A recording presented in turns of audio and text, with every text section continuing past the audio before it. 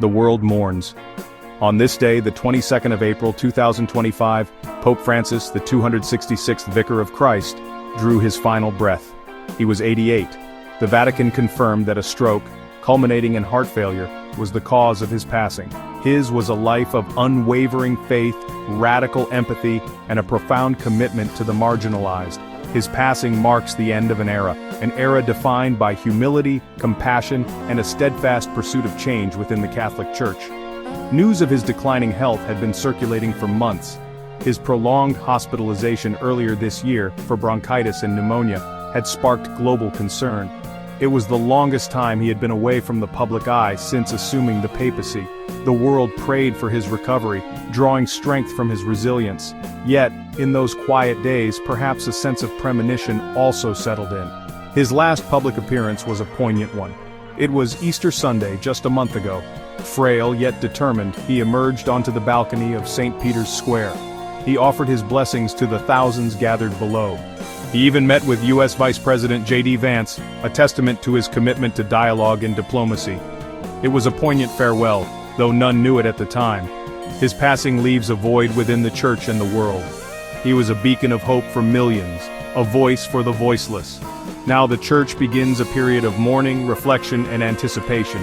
The conclave to elect his successor will begin soon, carrying the weighty responsibility of choosing a leader who can continue his legacy of reform and compassion.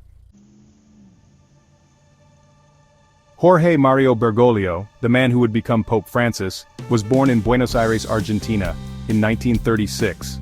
His journey from the bustling streets of Flores to the hallowed halls of the Vatican is a testament to his humility and unwavering faith. He was the first Latin American pope, a son of the peripheries who rose to lead the heart of the Catholic Church. His election on the 13th of March 2013 was met with surprise and cautious optimism. He was a Jesuit, a member of a religious order known for its intellectual rigor and commitment to social justice. He was also a man of the people, known for his humility and his work with the poor in the slums of Buenos Aires. He chose the name Francis, after Saint Francis of Assisi, the patron saint of the poor and the environment. It was a clear signal of the direction he intended to take the Church. His papacy was groundbreaking from the outset. He shunned the opulent papal apartments, opting for a modest suite in the Vatican guest house. He washed the feet of prisoners, embraced the sick, and challenged world leaders on issues of poverty, inequality, and climate change. He was a pope of gestures, using symbolic acts to convey his message of compassion and inclusion.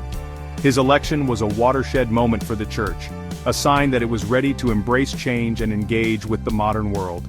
He brought a fresh perspective to the papacy, one that was grounded in his experiences in Latin America and his Jesuit spirituality. He was a pope of the poor, the marginalized, and the forgotten. His papacy was a call to action, a reminder that the Church must be a force for good in the world. Throughout his papacy, Pope Francis bore the weight of the world on his shoulders. He navigated complex theological debates, grappled with internal resistance to his reforms, and confronted the Church's ongoing sexual abuse crisis. His health, often fragile, became a metaphor for the challenges he faced. His hospitalizations, though concerning, also revealed his human side. Images of him waving from his hospital window, a weary smile on his face, resonated with people around the world. It humanized the papacy, making it relatable to those who often saw the Church as distant and out of touch. He remained steadfast in his commitment to dialogue and reform.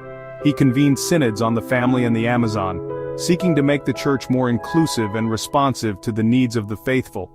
He appointed women to key Vatican positions, a small but significant step towards greater gender equality in the Church. His efforts were met with both praise and criticism. He was hailed as a reformer by some, a radical by others. He challenged the status quo, calling for a more merciful and just world. He reminded the Church that its mission was to serve the poor, the outcast, and the marginalized. His was a papacy marked by its unwavering commitment to the gospel message of love, compassion, and social justice. Pope Francis will be laid to rest in the hallowed halls of St. Mary Major Basilica, outside the Vatican walls. A simple tomb, devoid of ostentation, will mark his final resting place. It is a fitting tribute to a man who shunned extravagance and embraced humility throughout his life. His legacy, however, will extend far beyond the confines of his tomb. He will be remembered as a transformative figure, a pope who challenged the church and the world to embrace a more merciful and just path. His focus on the peripheries, his unwavering commitment to the poor and the marginalized, and his call for ecological conversion will continue to inspire generations to come.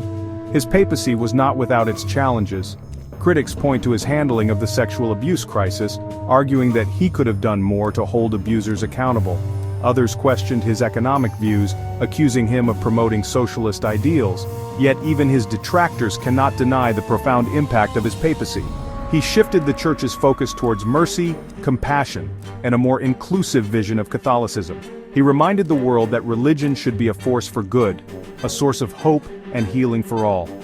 The conclave to elect his successor will be a pivotal moment for the Church.